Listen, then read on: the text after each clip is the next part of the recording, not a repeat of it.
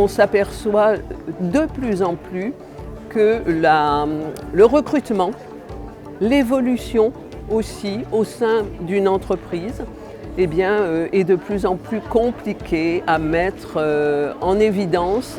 Les entreprises ont des difficultés à recruter, ne pensent pas forcément ou n'ont pas le temps d'envisager l'amélioration ou l'évolution de leur personnel.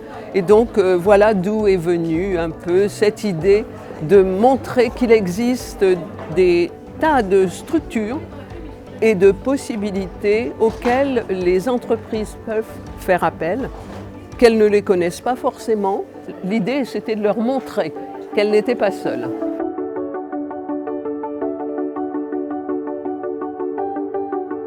Si on est venu aujourd'hui, c'est parce qu'il y a plein de partenaires potentiels aussi ici.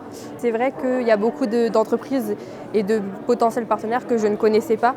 Donc c'est vrai que c'est super intéressant de pouvoir apprendre et échanger un petit peu avec eux pour voir un peu ce qu'ils font et pour voir ce qu'on pourrait faire aussi ensemble parce que c'est un échange. Donc peut-être aussi nous, on peut leur apporter aussi des choses en échange.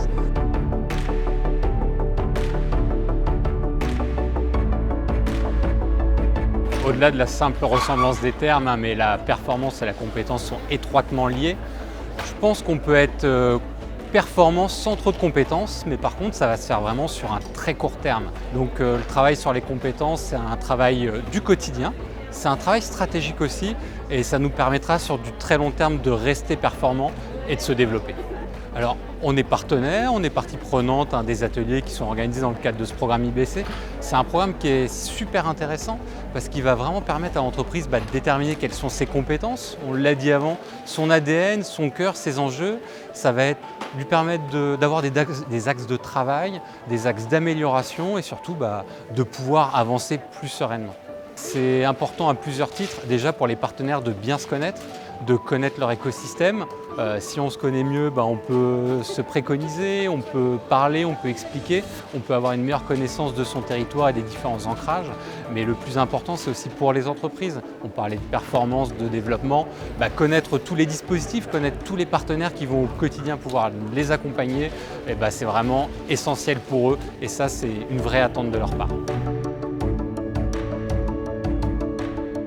Ce qui m'a poussé à venir sur le territoire du Pithiviers, c'est que je trouve toujours très intéressant l'idée de pouvoir faire en sorte que des partenaires du terrain se rencontrent, déjà entre eux, pour faire en sorte qu'il y ait un maillage territorial et un vrai réseau qui puisse se constituer entre eux. Le sujet de la compétence et de la gestion des compétences est véritablement en lien avec la performance à la fois économique et sociale de l'entreprise. Donc il y a une nécessité de se renouveler, il y a une nécessité de fidéliser les ressources dont on dispose aujourd'hui pour faire en sorte que les compétences existantes puissent continuer à progresser et évoluer au sein de la structure.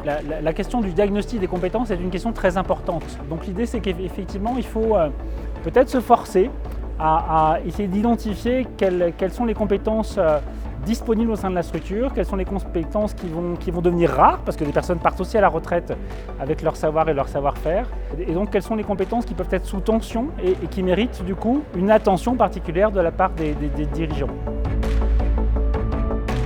Alors déjà, avant cette journée, on a beaucoup travaillé, nous, en tant que responsables de réseau, pour la construire. Puisque ça a demandé un gros travail de construction, cette fameuse journée, où on a voulu mobiliser tous nos réseaux, on a envoyé les mails, les invitations nécessaires à toutes nos compétences pour essayer de faire un bel événement et une belle réussite. Parce que je pense que sans public, il n'y a pas de spectacle. Et c'est dommage si on n'avait pas un nombre suffisant d'entreprises pour représenter la diversité du Nord-Loiret.